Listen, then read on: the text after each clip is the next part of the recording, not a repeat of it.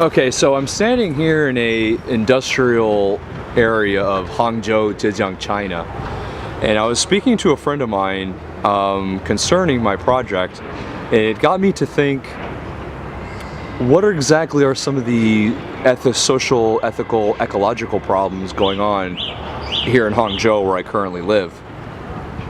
A friend of mine suggested me something here about bicycles.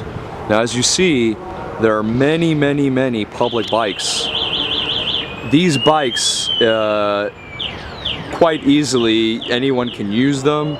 It is a public resource. And if you see, they're all parked along here, along this road. There's numerous, in fact, you could say there's too many public bikes, and that this could indeed cause a major problem. Now, what's interesting is that it made me think of what Garrett, Hardin and Bookchin, when we covered them in the text. Garrett Hardin, he expressed that all these public resources were commons, and as you can see, all these public bikes should be considered commons, since they are to be used for anybody. But often, these bikes, even though they are a public good and they actually have a very good usage, I use these bikes all the time, can they be a nuisance to society even though we're trying to bring something good to the public? And it made me think also what my friend told me, in that often these bikes, they are not stored properly from the people. As you can see, I mean, even myself, just right now, when I rode a public bike to get to this building over here on the side, I took a public bike to get to this building from the subway station. And when I parked the bike, there's a car coming right at me. As I don't know if you can tell, but there's really not a lot of room for passing cars. There's a car passing by right there. So in a sense, even though we have this public good, it's also causing a bit of a hazard. And it's possible that it's putting lives at risk. And that kind of made me think about what Bookchin said, in that a lot of our social issues are caused by ecological problems, ecology problems, environmental issues. So, and it's obviously, and Hardin also was very interesting because he mentions overpopulation, and something I think that, let me get on camera here, something I think that is very commonly said is the idea of overpopulation here in China. And you can see what happens when you have so many people and you have to provide public goods for the people because there are so many. And now we have a situation where we have all of these public bikes here for the people, but are we causing more issues? Is this causing a social problem because we are essentially causing it's disruptive in a way, because now people can't necessarily be safe. Now you could say that, well, the public here, they're used to having more bicycles. You know, China is very well known and very famous for its usage of bicycles in public, and not necessarily having to rely on cars as we would in the United States. But if you're trying to offer something for all the people, does that not, in a sense, cause more problems down the line? If you want to keep looking, if we turn around here,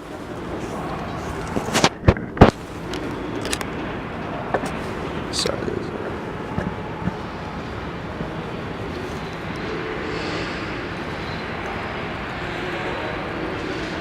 What, you know, when you think about what Garrett Hardin would say about all these bicycles, these goods, these commons,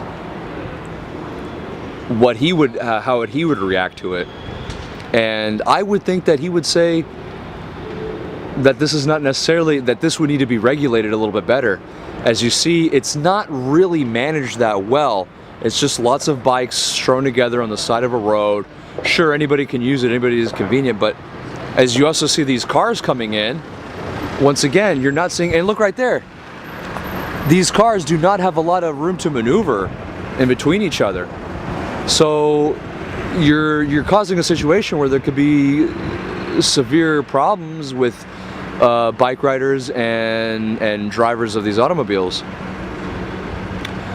Now, how could we regulate it in Hardin's sense? Well, it's another problem too, and it kind of reminds me of what Hardin would say, that a lot of times these bikes they're not put back properly. People will throw them against the road, or they will not really be, or people leave them, or for example, if you see over here,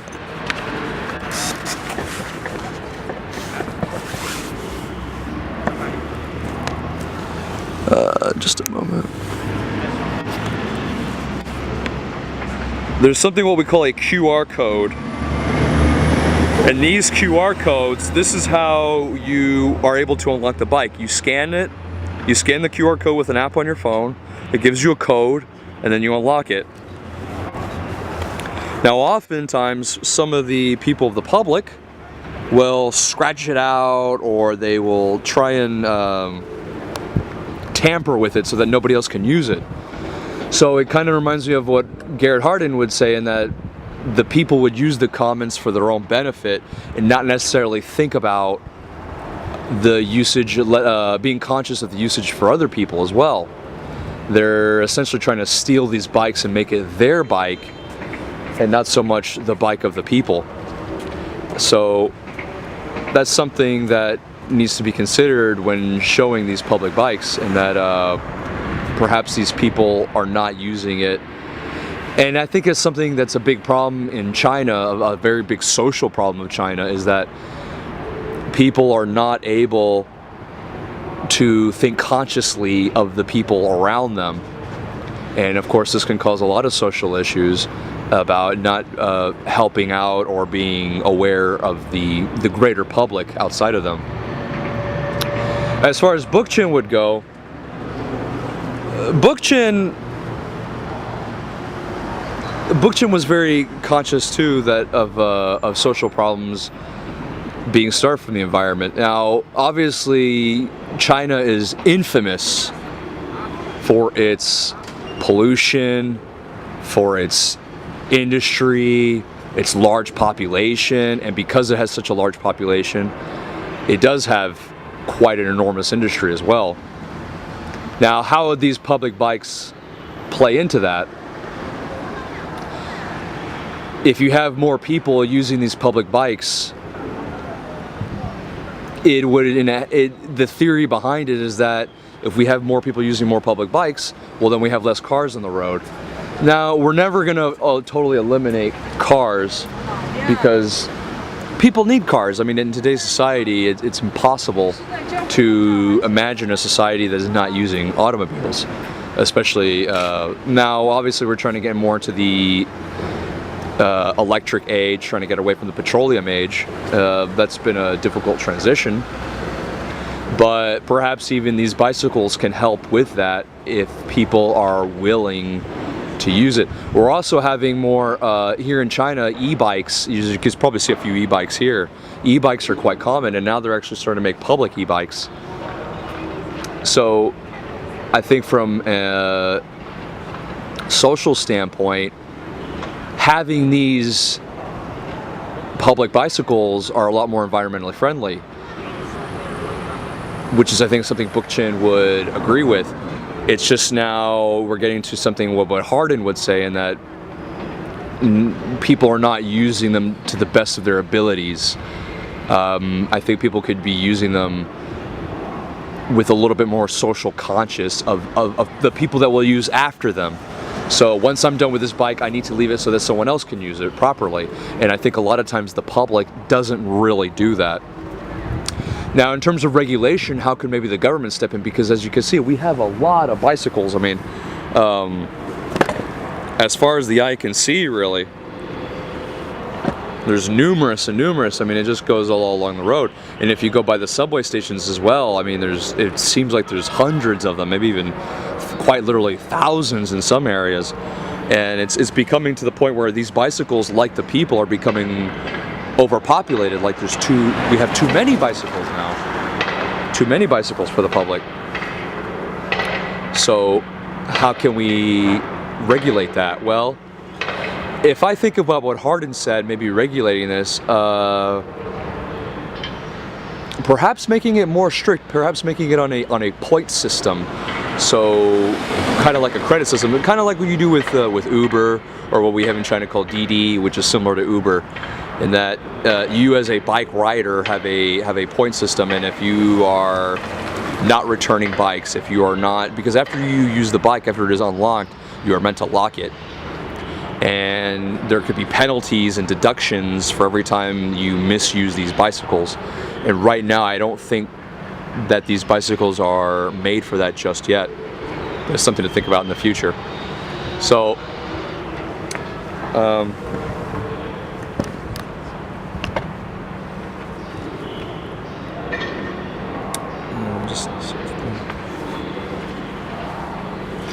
so I wanted to talk about this because it's something that reminded me of both Hardin and Bookchin, and it was something more ecologically relatable, and I wanted to present something common, which you mentioned that word common, something common here in China where I live, and something that everyday people will use, such as these public bikes, and how they can be misused, or perhaps even